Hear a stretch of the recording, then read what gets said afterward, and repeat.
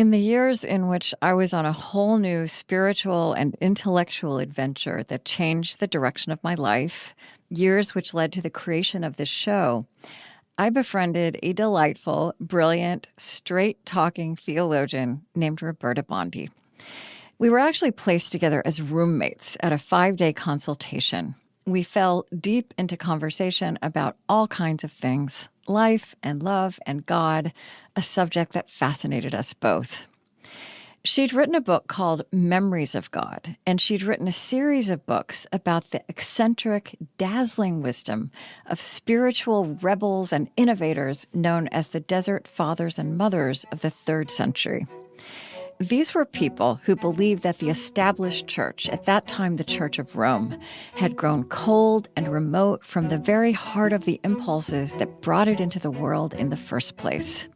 The rootedness in wisdom and not mere knowledge and accomplishment, the humility over against power, the core moral and spiritual values. Then, not that long ago, in our world of institutions ceasing to make sense, someone I very much admire told me he was interested in picking up a practice of prayer. He had no idea how to begin, or really even what this would be about. He just knew it was a longing he wanted to follow.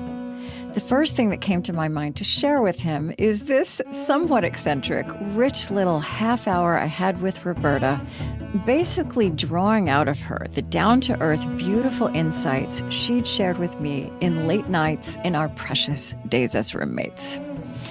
Her wisdom about what it means to be a person who prays in conversation and relationship with God, whoever God is and whatever God means, has formed me ever after. I'm so delighted to share it now with you.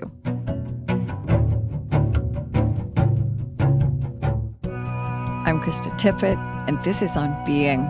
Roberta Bondi is now Professor Emeritus of Church History at Emory University. Her books include Memories of God, To Love as God Loves, and A Place to Pray.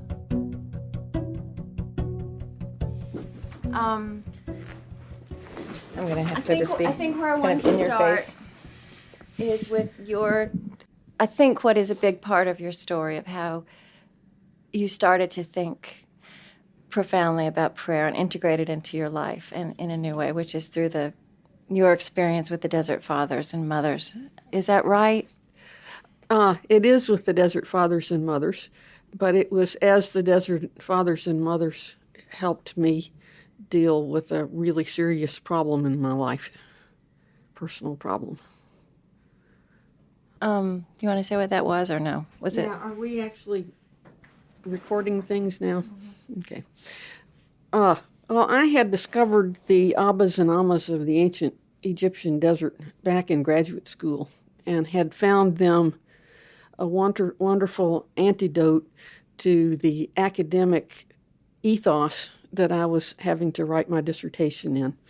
The Desert Fathers and Mothers were free-spirited and spoke always from the depth of their hearts to the depth of their disciples' hearts.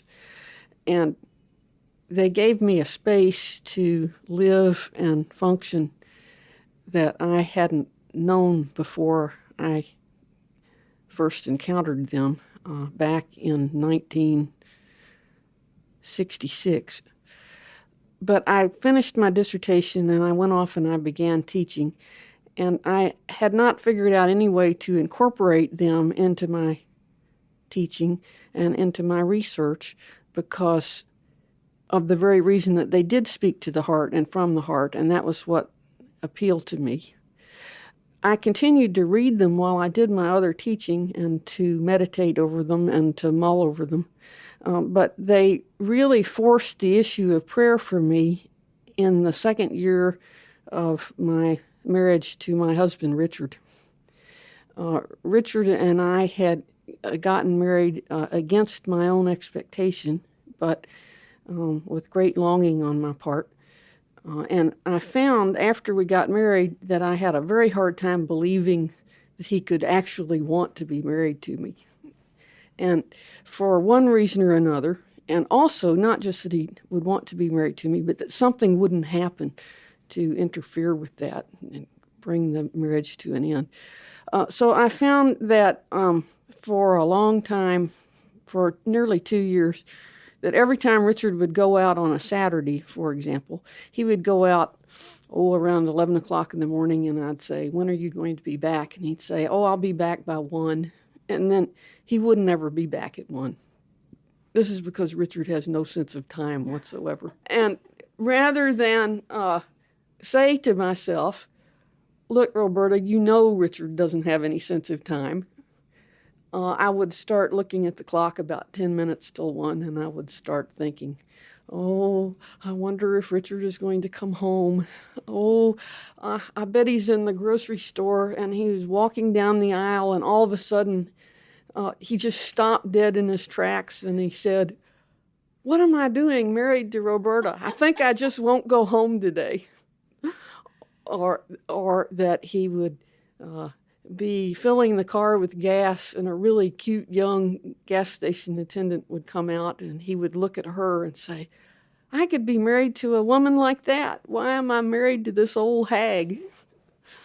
Or that and then I would go from that particular fantasy into a whole different set of fantasies involving car wrecks or sudden illnesses that struck him down, and they couldn't find his ID to call me, and that sort of thing. And it was really quite excruciating. And I should have known better.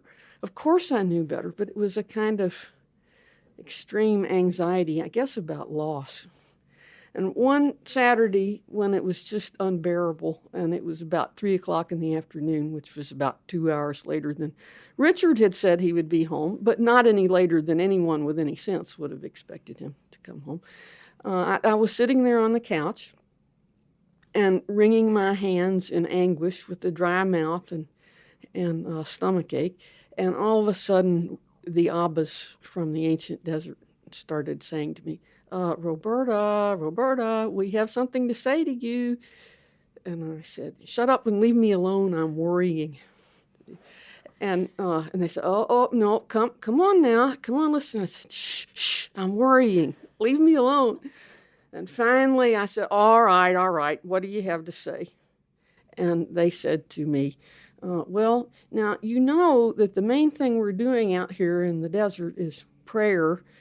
And you have spent a lot of time studying us and working on us, and you might consider whether this might be something for you.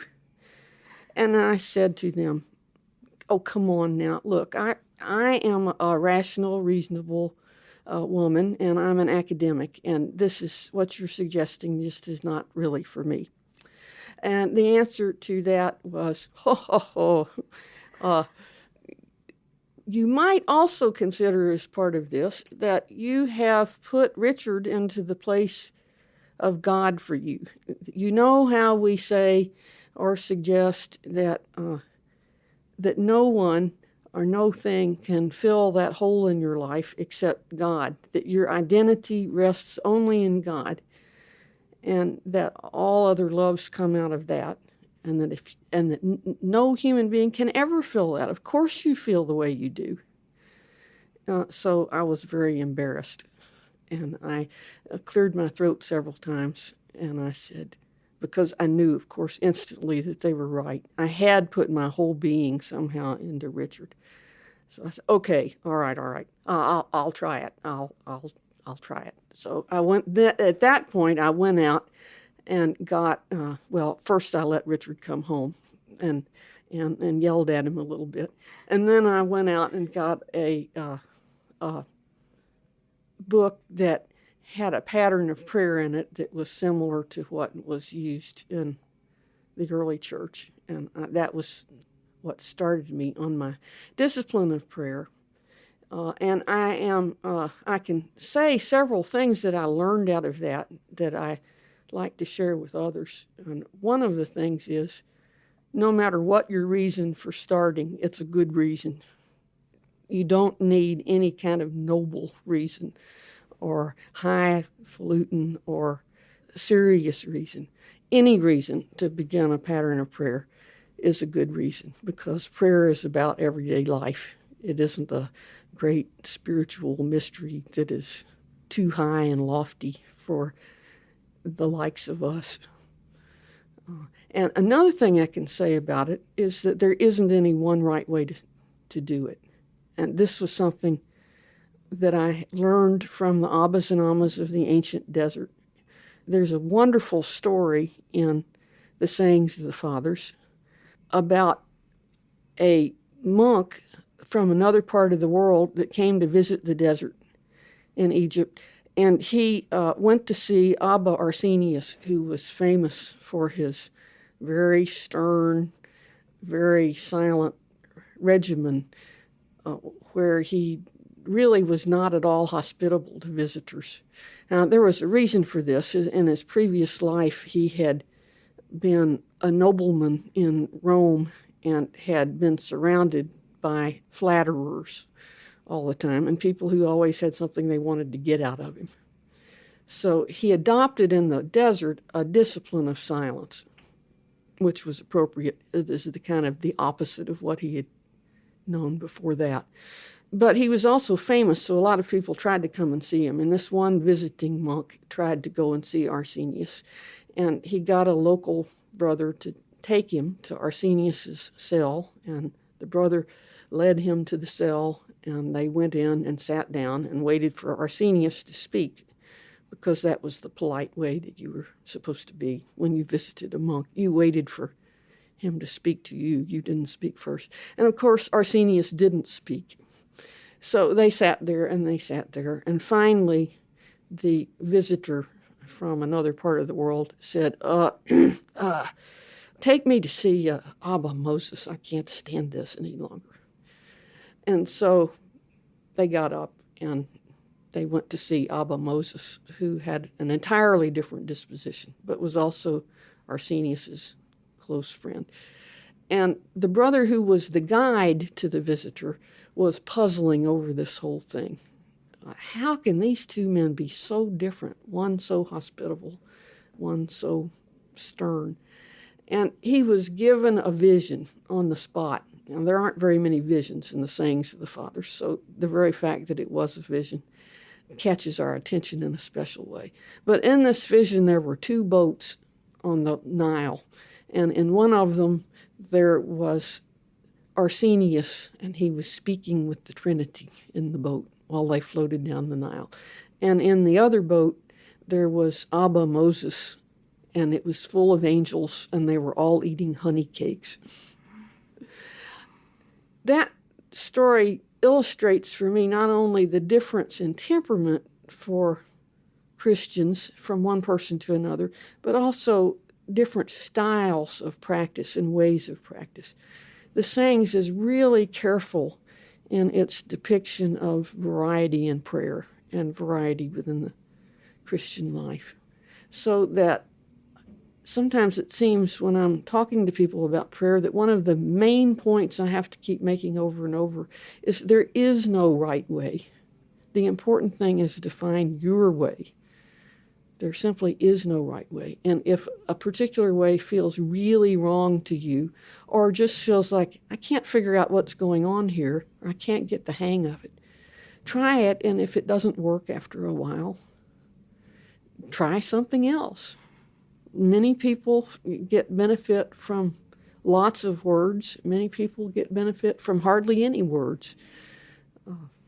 I'm not sure we're going to use my voice at all with you, but you often talk about just the importance of just showing up for prayer. We often have a kind of notion as part of this highfalutin, noble picture of ourselves as prayers that when we pray, we need to be completely attentive, and we need to be fully engaged, and we need to be concentrating, and we need to be focused. But the fact is, if prayer is our end of a relationship with God, that's not the way we are with the people we love a large portion of the time. The people we are most likely to be completely focused on all the time are people we either don't see very often or total strangers that we're trying to make a good impression on. But with the people we really care about, We simply are in their presence. We're going about our lives at the same time in each other's presence, aware and sustained by each other, but not much more than that. Some of the time, or large portions of the time. This translates into, well, let me tell you a story about when I first started teaching in the seminary where I teach now. It came pretty much simultaneously with my marriage to my husband, Richard. And I had been married before, and I had 2 little children. And I had changed from the school I'd been teaching at before to the seminary involved not just a change of schools, but a whole change of approach and a change of subject as well. Plus, I had always been a very shy person, and I had small classes where I was teaching before. And I suddenly found myself thrust into a class with 175 students, co-teaching it with 2 other theology professors or church history professors, so that everything I did was on display all the time to 2 colleagues as well as all these students. And it was very nerve-wracking. Well, that would be understating it considerably. And I found that I could never sleep the night before I lectured because I was worrying, and I could never sleep the night after I lectured because I was worrying, and then it would be time to lecture over again. So I was trying to adjust to all this new teaching and this new approach to things, and also to being remarried with my small children in a new town with new responsibilities. And I would just find when I came home at the end of the day, I would be so exhausted that I could hardly contain myself.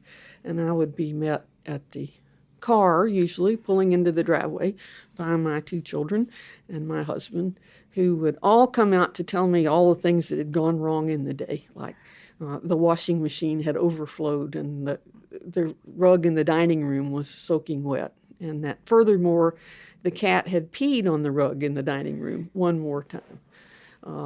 Anna Grace would be feuding with her teacher at school, and Benjamin would be fussing that he had had a fight with his friend Elizabeth across the street. And I would think, oh, I just want to go back to school. I've made a mistake with my life. And then I would tell myself, well, if I could just bring a sandwich to school and I could just eat my sandwich and be quiet a little bit before I came home. And then they could have their supper and I just get there after it was all over. But of course, this was just a fantasy. I would come into the house and Richard and I would fix supper, and then we would sit down and eat, and I would fall asleep with my head in the mashed potatoes. And I would tell myself this again, oh, I'm just a failure as a wife and mother. I'm just not available. I just shouldn't even try to come home. But the fact is that I knew all along that I should come home, and that however it was better that I was there than that I wasn't there, that my family needed me, that being part of a family means showing up for meals. And prayer is like that. However we are, however we think we ought to be in prayer, the fact is we just need to show up and do the best we can do. And that's what's called on in our relationship with God, is just to show up. So that our requirements that we put on ourselves really have very little to do with the actual fact of the situation. It's like being in a family. We just show up. And you've also talked about how, if for whatever reason a person finds it hard to sit down and do any kind of formal prayer, or there's an inner resistance, which I think a lot of us feel, it's okay just to invite God to be with you while you read a good novel or eat a meal, right? But that's a pretty radical idea. Well, the way I would put it is, if we have a hard time with setting up any sort of discipline of prayer and try several things and can't find something that works for us, that almost for certain we are struggling with something internally that's wounded us in the past. And whether this is I've had several students over the years who have come from the kind of religious backgrounds where all of their prayer has been regulated from the outside, so to speak. They've been told this is what you have to do and this is the way you have to do it, and if you don't, you're not doing it right.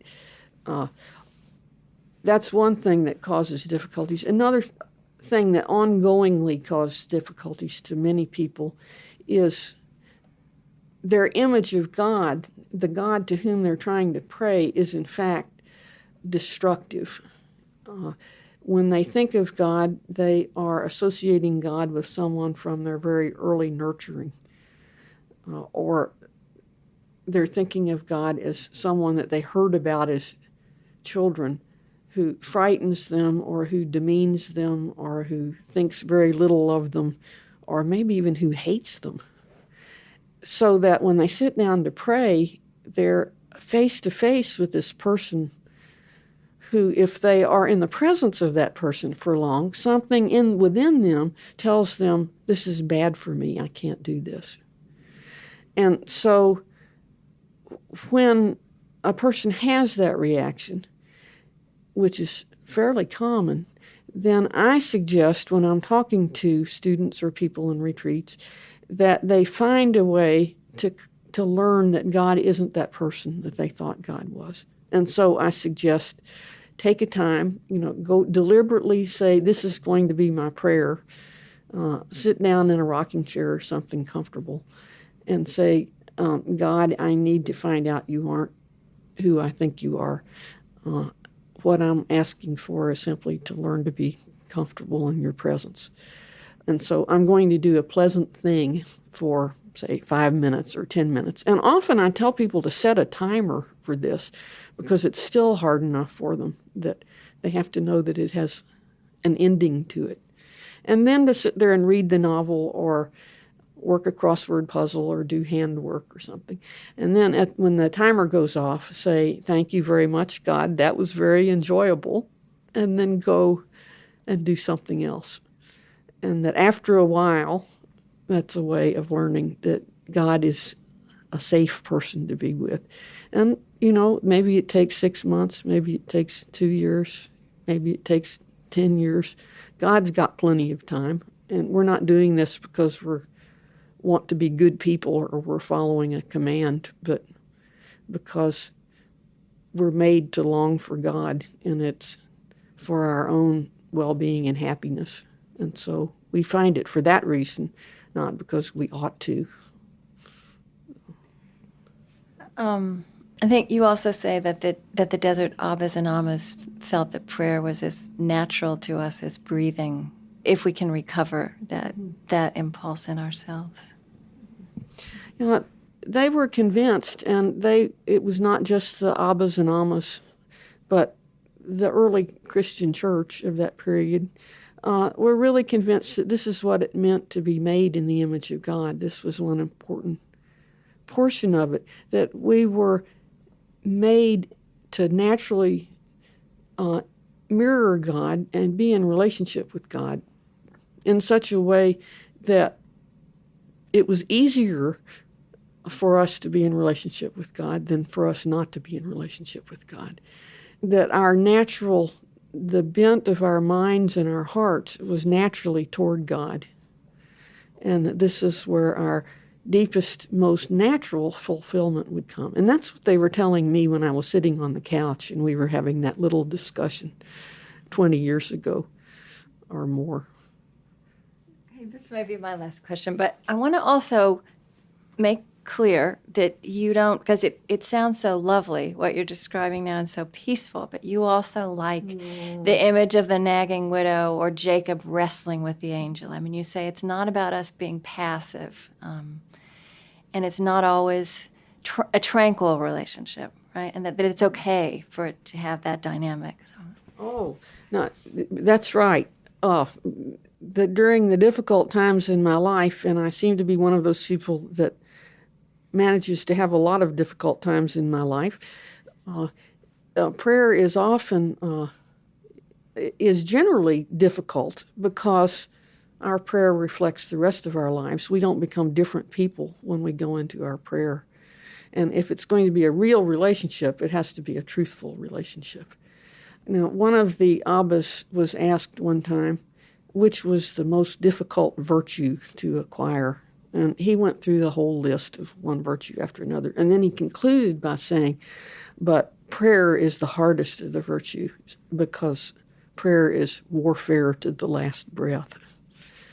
In prayer, we are likely, and it's certainly what we want, to see ourselves as we really are.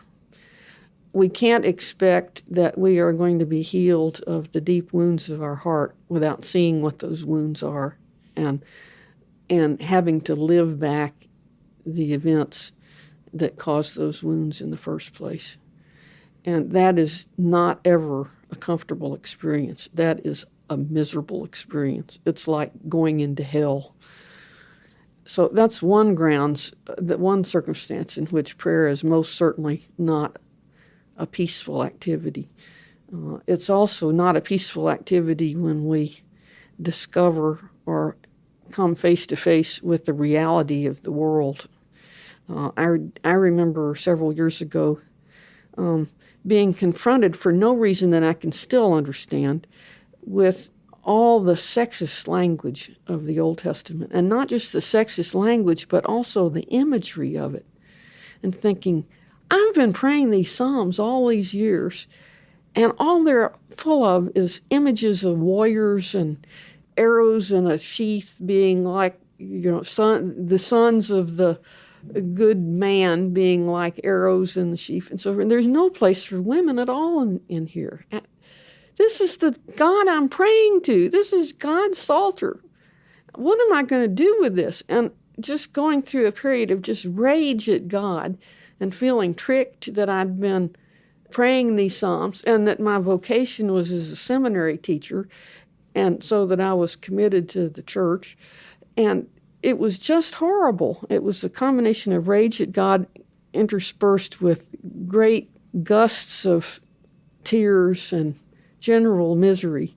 And I don't think that God or I, either one, had a very good time of it through that period.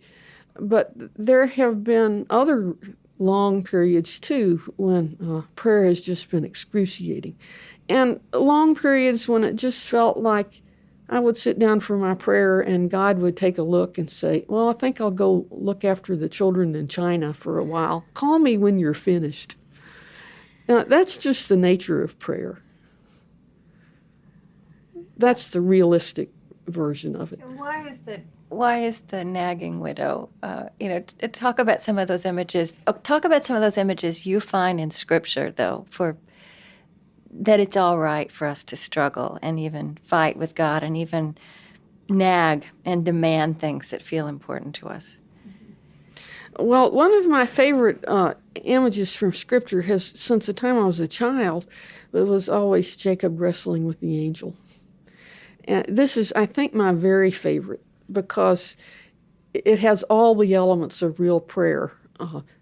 God sneaking up on Jacob, because it's really God who this angel is, sneaking up on Jacob unexpectedly in the night, which is often when God comes to us with the anxiety-producing information about ourselves or about our situation.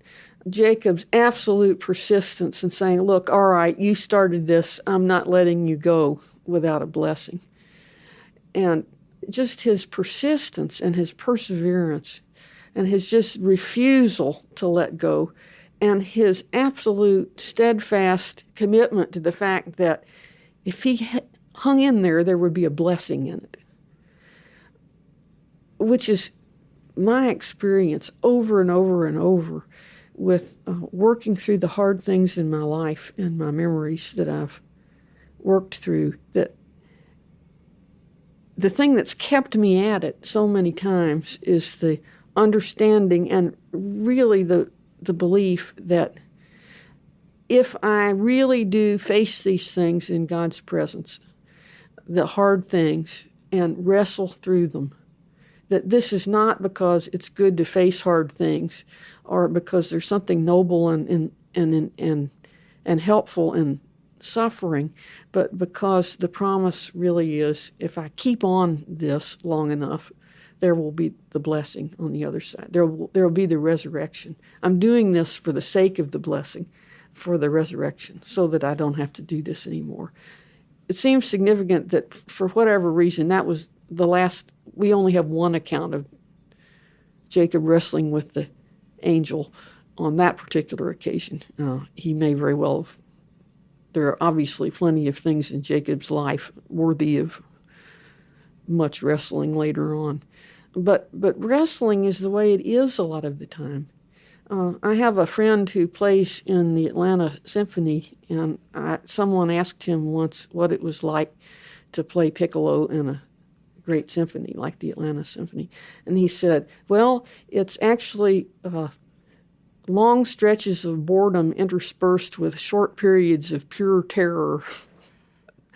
And I wouldn't say it quite like that prayer is like that, but I would say that prayer is long periods of ordinary shared life together with intense periods of wrestling with really serious stuff that can scare us to death, but can also bring us into real life with God and real life with ourselves in a way that we can't otherwise have it. Those are your last words. Go in peace, Okay. my child. I Isn't did she it. great?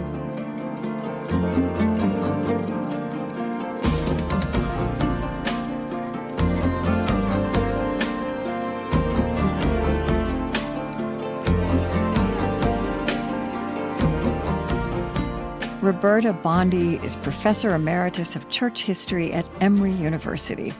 Her books include To Pray and to Love, Conversations on Prayer with the Early Church, Memories of God, Theological Reflections on a Life, and In Ordinary Time, Healing the Wounds of the Heart.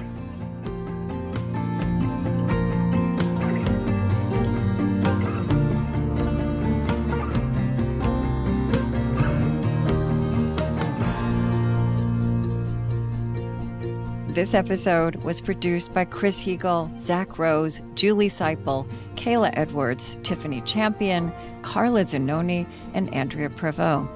Our funding partners include the Hearthland Foundation, helping to build a more just, equitable, and connected America, one creative act at a time. The Fetzer Institute, supporting a movement of organizations that are applying spiritual solutions to society's toughest problems. Find them at fetzer.org. Calliopeia Foundation, dedicated to cultivating the connections between ecology, culture, and spirituality, supporting initiatives and organizations that uphold sacred relationships with the living earth. Learn more at calliopeia.org. And the Osprey Foundation, a catalyst for empowered, healthy, and fulfilled lives. On Being is an independent production of the On Being Project based in Minnesota and New York City.